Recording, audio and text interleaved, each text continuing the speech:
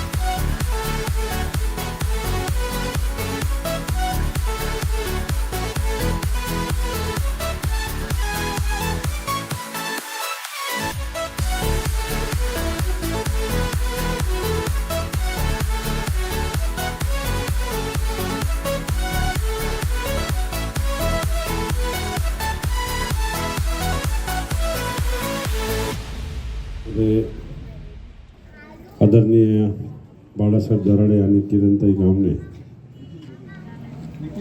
नितीन भुगे यांनी आज प्रचाराच्या निमित्तानं आज एक बैठक लावली। या बैठकीला आताच आदरणीय नानासाहेब माले यांनी संबोधित केलं। व्यासपीठावर उपस्थित असलेले आमचे डॉक्टर मंडळीचा कृष्णाजी काळे, नारायण काका घुगे, दादा कापडणीस, विशालजी डोके, सुनील आहेरे, पूनम धात्रक, सुनीलजी ढाकणे, ज्यांचा या ठिकाणी आता सत्कार केला वाढदिवसानिमित्तानं, वाढदिवसाच्या लाख लाख शुभेच्छा.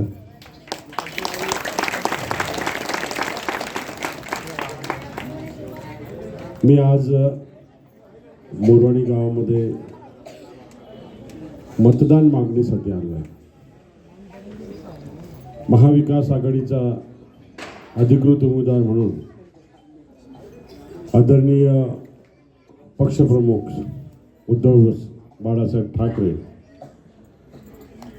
यांनी माझी अधिकृत उमेदवारी घोषित केली आणि त्यास आदरणीय पवारसाहेब असतील, आदरणीय नानासाहेब पटोले असतील यांनी समर्थन दिलं.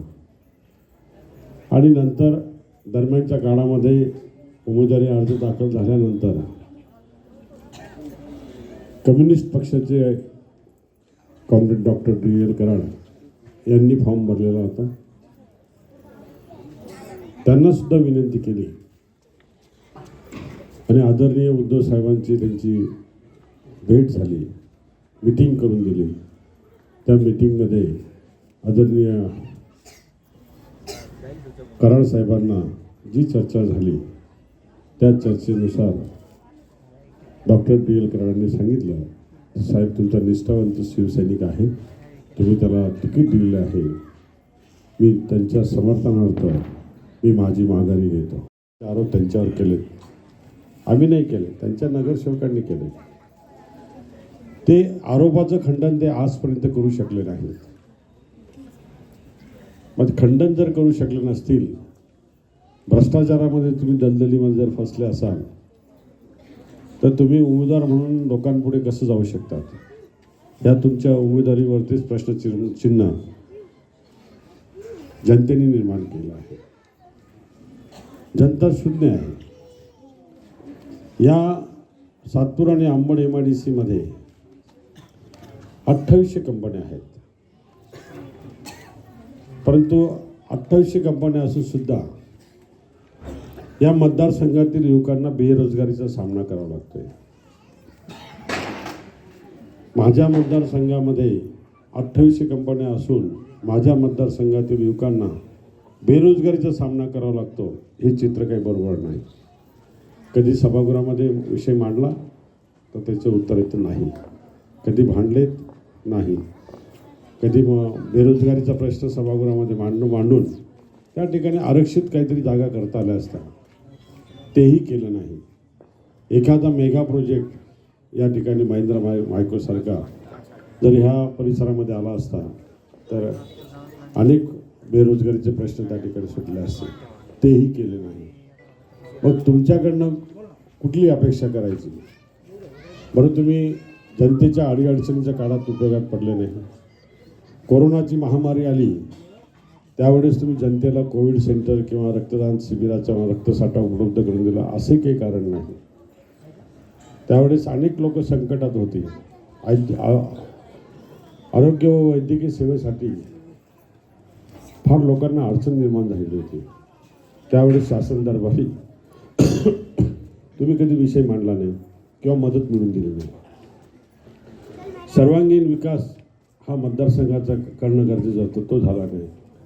एक पेलिकन पार्कचं भूमिपूजन होऊन गेली 10 वर्ष झाली, अजूनही तिथं 38 कोटीचा खर्च झाला. मला असं वाटतं सोन्याचं प्लेट मारून ते मडवत आहेत का काय अजूनही कळत नाही. अजूनही ते पेलिकन पार्क चालू झालं नाही. म्हणजे किती निष्क्रियता तुमच्या किती कामाबद्दल बोलावं ते किती कमीच पडेल. परंतु आम्हाला आरोप करण्यापेक्षा आम्हाला कामं करायची. जोगवा मागण्यासाठी आपल्याकडे आलेला आहोत.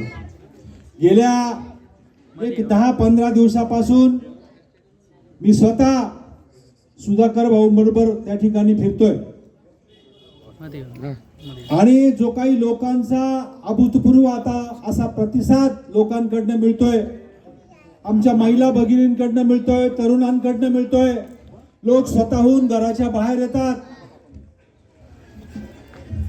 भाऊंचं औक्षण करतात, हात देतात आणि याच्यातूनच आपल्याला अभिप्रेत होतं की तिकडे शिवसेना पक्षाने जो काही उमेदवार दिलेला आहे हा योग्य उमेदवार आहे आणि उद्धव बाळासाहेब ठाकरे यांच्यावर जो काही अन्याय झालेला आहे आणि या भाजपने दोन मोठे पक्ष फोडलेत, एक शिवसेना फोडली आणि शरद पवारांची राष्ट्रवादी काँग्रेस फोडली आणि याला जबाबदार आहे फडणवीस साहेब.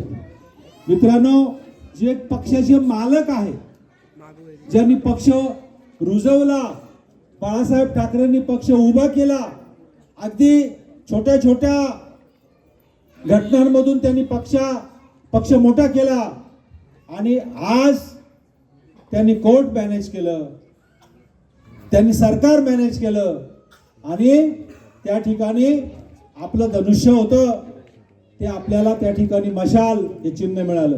मित्रांनो, असो शेवटी मशाल हे सुद्धा चांगलं चिन्ह आपल्याला मिळालंय आणि खऱ्या अर्थाने उद्धव साहेबांनी करोनाच्या काळामध्ये जे काम केलं त्याचा उद्घोष आता या ठिकाणी बाळाधरण पेलिकम पार्क आपल्या मोर्डे गावाच्या जागेवर आहे. त्या पेलिकम पार्क चालू झाल्याच्या नंतर आपल्या पोरांना तिथं नोकरी मिळेल म्हणून सर्वांनी 20 तारखेला मशाल निशाणीला मतदान करायचंय.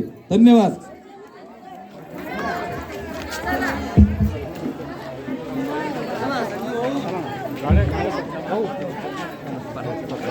उत्तर महाराष्ट्र न्यूज नेटवर्कसाठी नितीन चव्हाण, सिडको.